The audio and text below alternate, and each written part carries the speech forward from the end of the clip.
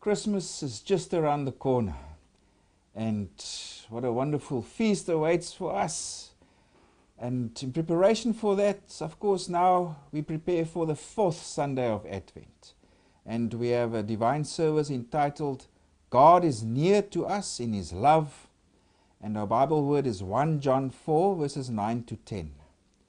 In this the love of God was manifested toward us, that God has sent His only begotten Son into the world, that we might live through Him.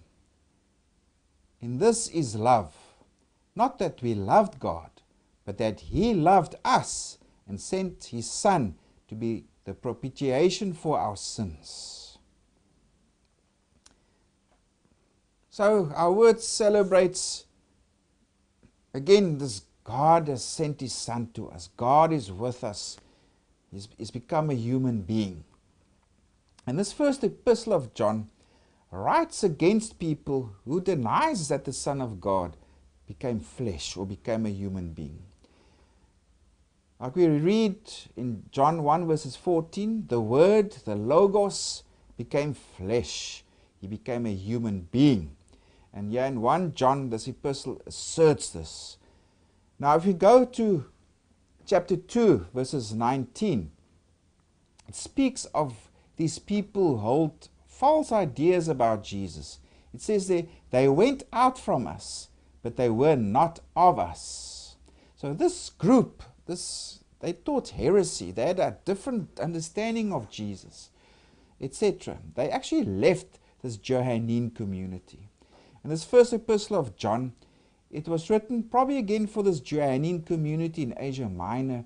Remember, the Johannine community refers to those people who the Johannine literature was written for. It refers to the Gospel of John and the 1st, 2nd, and 3rd epistle of John, and also the book of Revelation. And because these books of the New Testament, they have an affinity, they have similar language, similar theological themes, etc. So this community, probably in Asia Minor, towards the end of the 1st century, somewhere around the 90s AD, there was this heretical group that left them. And they believed that the Christ, or the Son of God, did not become flesh, become a human being. And there was this heresy towards the end of the 1st century, and also towards the 2nd century, that sprang up, and it's known as Docetism. And Docetism is derived from the Greek dokeio, which means to seem. And Docetism teaches that the Christ, or the Son of God, only seemed to be human. And there were two main versions of Docetism. So the first version is that there were some who believed that God, or the Son of God, is immaterial. He has nothing to do with created matter, which they considered as evil. And so the Son of God could not have taken on matter, in other words, human form. And so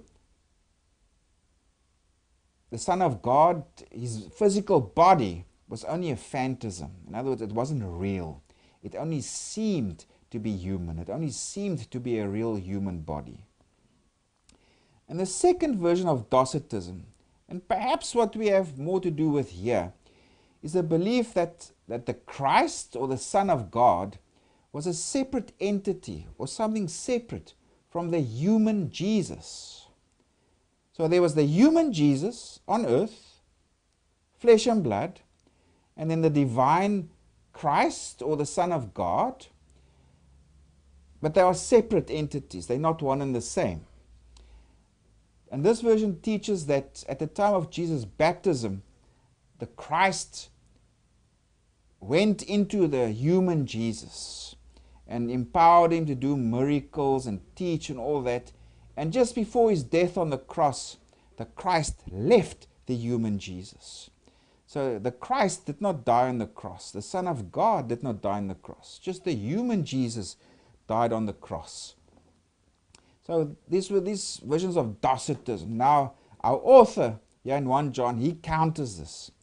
If you go to the beginning of this epistle, he says, look, I speak to you of this word, that we have seen him, we have touched him, and we now declare him to you. If you go to chapter 1, verses 1, that which was from the beginning, which we have heard, which we have seen with our eyes, which we have looked upon, and our hands have handled concerning the word of life, etc. It says, we have declared this to you.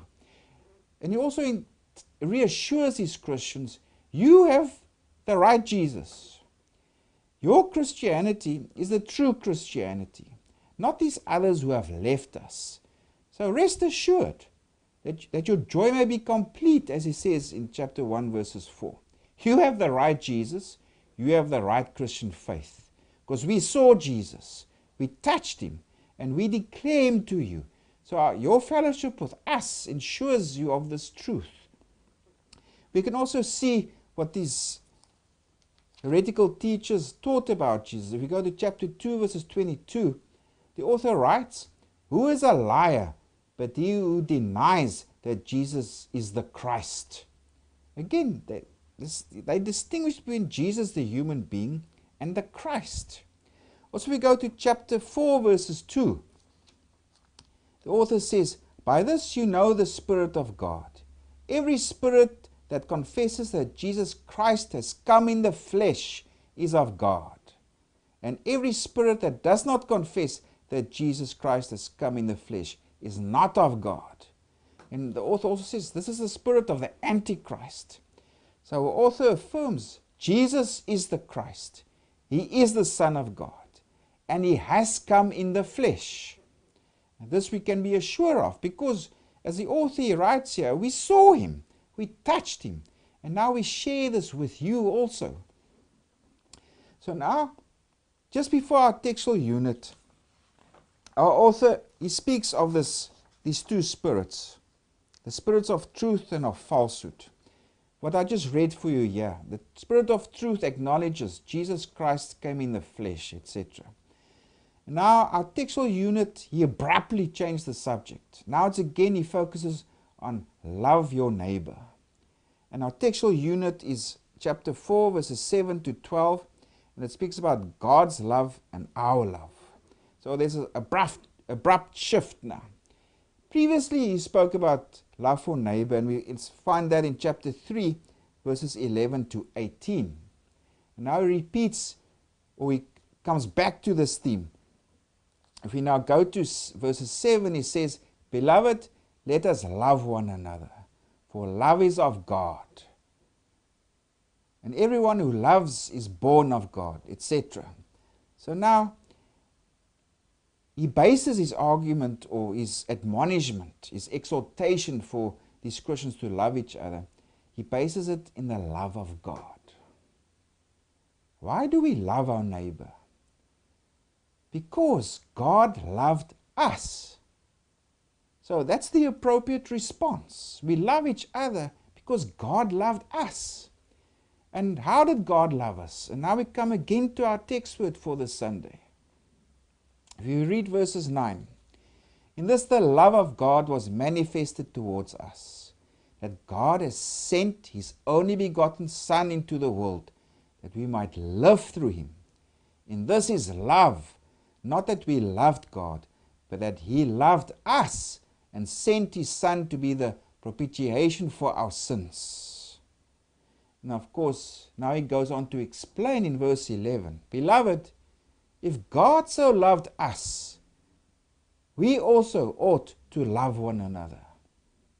So here the author celebrates the fact God, the Son of God, came to us in the flesh. The Father sent him to the world out of love, to give us life, to redeem us from our sins. This is the love of God. It's unimaginable. The scope of it is so grand.